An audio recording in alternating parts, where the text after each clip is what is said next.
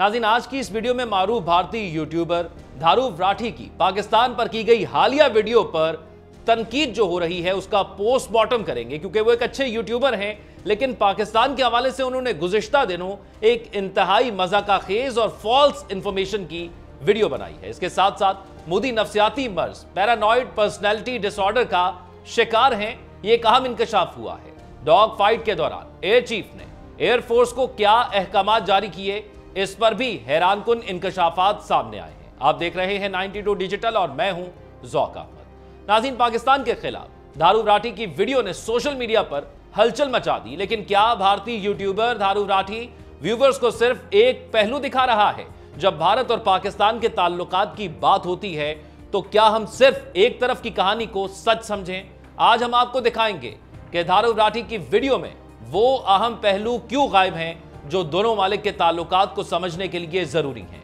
आइए इस वीडियो के सच्चे और झूठे बयानिए की हकीकत जानते हैं और ये समझते हैं कि पाकिस्तान के हवाले से सिर्फ एक जाविये को दिखाकर भारत और पाकिस्तान के दरमियान कशीदगी को मजीद बढ़ाया जा रहा है। भारतीय यूट्यूबर धारूव राठी की हालिया वीडियो में भारतीय मवाद तख्लीक करने वाले, जो अपने तहकीकाती मवाद के लिए मशहूर हैं, पाकिस्तान के मुबैना जंगबंदी मुआहिदों की खिलाफ वर्जियों पर बात करते हैं और मुल्क की एतबारियत पर सवाल उठाते हैं। ताहम सहाफती रद्द-ए-अमल में कहा गया है कि वीडियो में तारीखी तनाज़ुर और बारीक बीनी की कमी है। धारूव राठी की मकबूलियत और तहकीकाती महारत को तस्लीम करते हुए यह भी जोर दिया गया कि पाकिस्तान की तस्वीर कशी में अहम पेचीदगियां नजरअंदाज की गई हैं, जैसे कि पहलगाम हमला और भारत की फौजी कार्रवाइयां जो इंटेलिजेंस रिपोर्ट्स की बुनियाद पर थी। रद्द-ए-अमल यह जाहिर करता है कि धारूव राठी की पाकिस्तान के बारे में वीडियो एक इंतखाबी बयानिए को फरोग देती है जो दोनों मालिक के दरमियान तकसीम को मजीद बढ़ा सकता है। मवाद सिर्फ पाकिस्तान की कार्रवाइयों पर मरकूज होने की वजह से तासुबात को बढ़ावा देने का खतरा रखता है और नाज़रीन को दोनों तरफ के बयानियों को देखने की तरगीब दी गई है। भारत पाकिस्तान ताल्लुकात की बात करें तो तारीखी तनाजुर में भारत और पाकिस्तान के ताल्लुकात पर बहस कोई नई बहस नहीं है, लेकिन इस रद्द-ए-अमल से यह बात सामने आती है कि तारीखी बारीक बीनी को समझना कितना जरूरी है।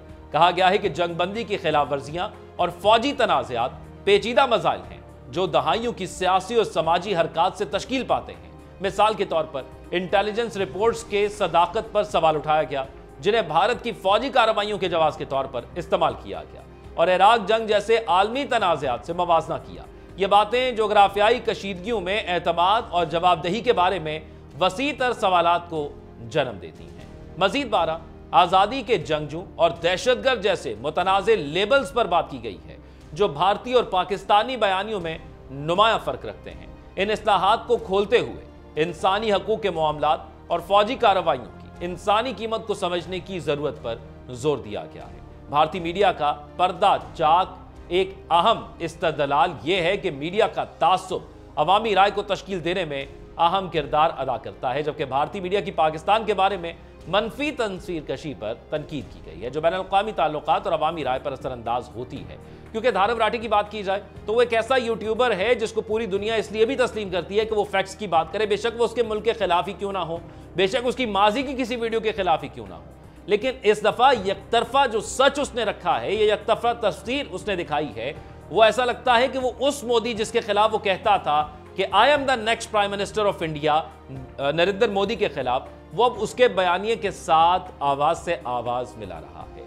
और हम जो कुछ यहां से चाहते हैं या इस मीडिया के थ्रू भारत को बताना चाहते हैं, वो ये बताना चाहते हैं कि हमारा कल्चर और सकाफत एक है, हमारी आवाम एक दूसरे के खिलाफ नहीं है, लेकिन सिर्फ कुछ शरपसंद और शरारती लोग हैं जो कि इन दोनों ममालिक के दौरान दरार डालने की कोशिश करते हैं। वो हिंदुत्व का वो नजरिया लेकर आते हैं जो कि अमन के बिल्कुल खिलाफ है और उस नजरिए के जरिए वो ना सिर्फ अपने लोगों को मरवाते हैं बल्कि अकलियतों के खिलाफ ऑपरेशन करते हैं और इन अकलियतों के खिलाफ ऑपरेशन करके वो हासिल क्या करते हैं? अपना वोट बैंक स्ट्रांग करते हैं। उस वोट बैंक को स्ट्रांग करने के लिए या उस इंतखाब को जीतने के लिए उन्हें कितनी ही जानों का उनकी बलि देनी पड़े वो देते हैं, इसलिए कि उन्हें इससे कोई फर्क नहीं पड़ता कि उनके मुल्क का अमन या उनके साथ पड़ोसियों का अमन या पूरी दुनिया के अंदर जो प्रॉक्सीज के जरिए वो कर रहे हैं उससे क्या असर पड़ने वाला है। जबकि दूसरी जानिब ये जो शरपसंद अनासर हैं इनका सरगना है नरेंद्र मोदी। अब नरेंद्र मोदी के हवाले से मुसद्दक़ा इत्तलात ये मौसूल हो रही हैं कि भारत के वजीर आज़म पैरानॉइड पर्सनैलिटी डिसऑर्डर का शिकार है। पहलगाम हमले में शफाफ तहकीकात की पेशकश के बावजूद उसने शक किया है और इस वाकये में पाकिस्तान के मुलव्विस होने के जो दावे किए हैं उसके सबूत वो हमारे साथ मिलकर क्या तहकीकात करता या किसी इंडिपेंडेंट एजेंसी के साथ या मुल्क के साथ बैठकर क्या तहकीकात करता, उनकी एजेंसीज खुद प्रोवाइड नहीं कर सकी, जिस पर आज भी सवाल उठ रहा है। 22 अप्रैल को होने वाला वाकया जिसकी 10 मिनट के अंदर एफआईआर दर्ज हो जाती है, 5 मिनट के अंदर ब्रेकिंग न्यूज चल जाती है इंडियन मीडिया के ऊपर, लेकिन उसके सबूत आज तक मंजर आम पर नहीं आए। जो स्केच वहां पर बनाए गए कि ये लोग मुलव्विस हैं वो एआई स्केच लगते हैं। पैरानॉइड पर्सनालिटी डिसऑर्डर के मर्ज में मुब्तला शख्स को मुसलसल दूसरों को शक और बेएतमादी रहती है। इसे नफ्सियाती बीमारी भी कहा जाता है। कांग्रेस के इंतहाई सीनियर रहनुमा गोवर्धन नारायण रेड्डी ने भी नरेंद्र मोदी को पैरानॉइड पर्सनालिटी डिसऑर्डर का मरीज करार दिया है। इस रहनुमा ने अपने एक बयान में कहा था कि नरेंद्र मोदी इस नफ्सियाती आर्जे का शिकार है जिसमें दूसरों पर मुसलसल शक और बेएतमादी की अलामात जाहिर होती हैं। उसने कहा कि मोदी का अपने माजी को चाय वाला या चौकीदार के तौर पर पेश करना और दूसरों पर इल्जाम तराशी करना उसकी शख्सियत की खराबी को जाहिर करता है। कांग्रेस रहनुमा ने भारतीय जनता पार्टी को अपने वजीर आजम मोदी का मुकम्मल मेडिकल चेकअप करवाने का मशवरा भी दिया है। अब पैरानॉइड पर्सनालिटी डिसऑर्डर का मर्ज है क्या, इस पर भी मुख्तसरन बात कर लेते हैं। पैरानॉइड पर्सनालिटी डिसऑर्डर शख्सियत की खराबी है जिसमें इंसान दूसरों की नीयतों पर शुबा करता है, मामूली बातों को साजिश या हमला समझता है। ऐसे मरीज दुश्मनी और इंतकामी सोच रखते हैं, तनकीद को बर्दाश्त नहीं करते और लोगों से फासला रखते हैं, हत्ता कि अपने इंतहाई करीबी अफराद से भी दूर हो जाते हैं। अब इस तमाम तर सूरत हाल के अंदर पाकिस्तान की जानिब से जो कार्रवाई उसकी शख्सियत पर नेगेटिव असर डाल रही है या खौफ का असर डाल रही है, वो पाकिस्तान एयरफोर्स की वो कार्रवाई थी जिसमें उसके एक रात में 5 जहाज गिराए गए।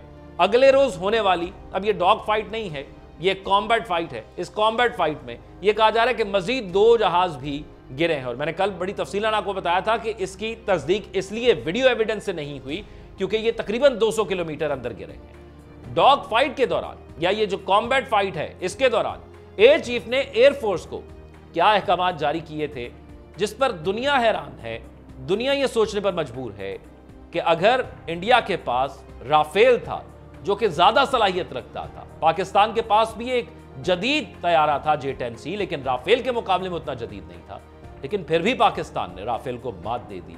ये हैरानकुन इंकशाफात chief of staff air chief marshal Zaheer Ahmed Babar Sidhu ने 7 मई की सुबह भारतीय फजाइया की जानिब से पाकिस्तानी फजाई हदूद की खिलाफ वर्जी की कोशिश के दौरान पेश आने वाली शदीद फजाई झड़प की जाती तौर पर निगरानी की। रिपोर्ट के मुताबिक एयर चीफ मार्शल सिद्धू ने पाकिस्तान एयरफोर्स के लड़ाका पायलट्स को बराह रास्त और 2 टोक अहकाम जारी किए, मारो मारो, 1 इंच भी अंदर ना आने देना। जरा के मुताबिक एयर चीफ इस दौरान 15 स्क्वाड्रन के पायलट से बराह रास्त राब्ते में थे। यही स्क्वाड्रन है जिसमें वो खुद भी एक वक्त में खिदमत अंजाम दे चुके हैं। यह स्क्वाड्रन फौरन मुतहरिक किया गया ताकि भारतीय तैयारों की पाकिस्तान की फजाई हदूद के गिर्द सरगर्मियों का भरपूर जवाब दिया जा सके। पहलगाम में दहशतगर्दी के वाक़े के बाद भारत ने पाकिस्तान के खिलाफ जारहाना फौजी हिकमत अमली अपनाई, ताहम एयर चीफ मार्शल सिद्धू ने इस मुमकिना जारियत की पेशगी तैयारी कर ली। भारतीय फजाई नकलो हरकत की मुसलसल निगरानी की बदौलत वो इस हमले के इम्कानात से आगाह थे और उन्होंने बरवक्त पाकिस्तान की आला क़यादत को भी आगाह कर दिया था। नतीजतन उन्होंने फौरी फैसले किए और एयरफोर्स की तैयारी की हालत को निगरानी से अमली दिफा में तब्दील कर दिया। भारत ने इस कार्रवाई में तकरीबन 80 जंगी तैयारे तैनात किए, जिनमें 32 राफेल Su-30 तैयारे ब्राह्मोस मिसाइलों से लैस थे और मुतादिद मिग मॉडल्स भी शामिल हैं। और मिग तो अब मजाक बन चुका है क्योंकि अभिनंदन भी मिग उड़ा रहा था और वो पाकिस्तान ने इससे पहले उसको शिकस्त दी हुई है। जवाबन पाकिस्तान एयरफोर्स ने 40 चीनी साख्ता जे थंडर 17 तैयारे और दीगर लड़ाका जहाज फजा में रवाना किए। पाकिस्तानी फजाइया और अफवाज के दरमियान हम आहंगी ने मौसर सर्वेलेंस डाटा और जंगी सूरत हाल से आगाही फराहम की, जिसके बायस भारतीय हमले को नाकाम बनाया जा सका। एक जरिए के मुताबिक हमारे पायलट्स पहले से फजा में मौजूद थे ताकि उनका इस्तकबाल कर सकें, जबकि भारतीय तैयारों ने आज़ाद कश्मीर और शेखुपुरा के करीब दाखिल होने की कोशिश की तो PAF ने 3 राफेल, 1 मिग और 1 Su-30 तैयारा मार गिराया, जबकि पाक फजाइया ने एयर चीफ ने अपने पायलट्स को किसी भी दुश्मनाना हरकत को फौरी तौर पर गैर मौसर बनाने के लिए मुकम्मल इख्तियारात दे रखे थे। यानी पहले हुकूमत ने आर्मी फोर्सेस को, आर्म फोर्सेस को यह इख्तियार दिया कि आप कोई भी कार्रवाई कर सकते हैं, क्योंकि 6 और 7 की रात को पाकिस्तान पर हमला हुआ था। उसके बाद पाक फजाइया ने और बाकी आर्म फोर्सेस ने जो लोग ऑन ग्राउंड लड़ रहे थे उनको यह इख्तियार दिया कि आपको लगता है कि यह कार्रवाई जरूरी है तो ऑर्डर का इंतजार ना करना, कार्रवाई कर देना, क्योंकि सबसे पहले पाकिस्तान है।